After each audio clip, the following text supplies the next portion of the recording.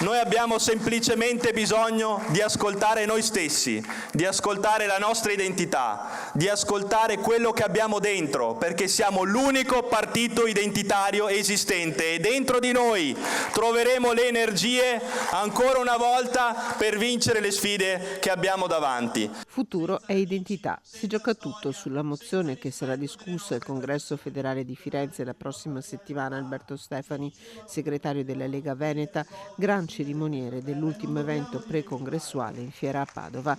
Applaudito e salutato dai 2000 presenti, l'invito a tutti è chiaro: basta beghe, si lavori per l'unità.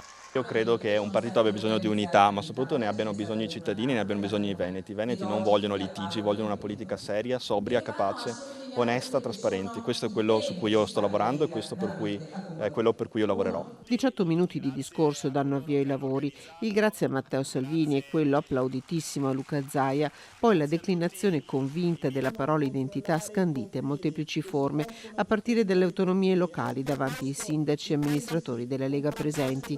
In nome dell'identità, duro l'attacco a chi la contrasta, tra questi l'Europa. Significa anche difendere la nostra libertà di pensiero contro organizzazioni sovranazionali che fino a qualche anno fa ci dicevano che non potevamo spendere soldi, i sindaci se lo ricordano, coi patto di stabilità, e oggi ci vengono a dire che si possono fare 800 miliardi di debiti per riarmare l'Europa. Noi diciamo no a tutto questo.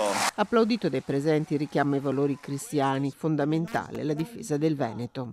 Significa difendere la nostra terra, significa difendere la nostra regione, significa difendere il Veneto e continueremo a farlo con la stessa forza con cui l'abbiamo fatto soprattutto negli ultimi mesi, con tutte le nostre forze. Richiamo puntuale anche nei confronti di Salvini. Salvini ha capito che questo territorio è un territorio identitario, ha accolto la nostra posizione identitaria all'interno del partito, credo sia assolutamente fondamentale che questo sia avvenuto e io lo ringrazio. Il Veneto deve continuare ad essere identitario, non cambierà mai questa strada.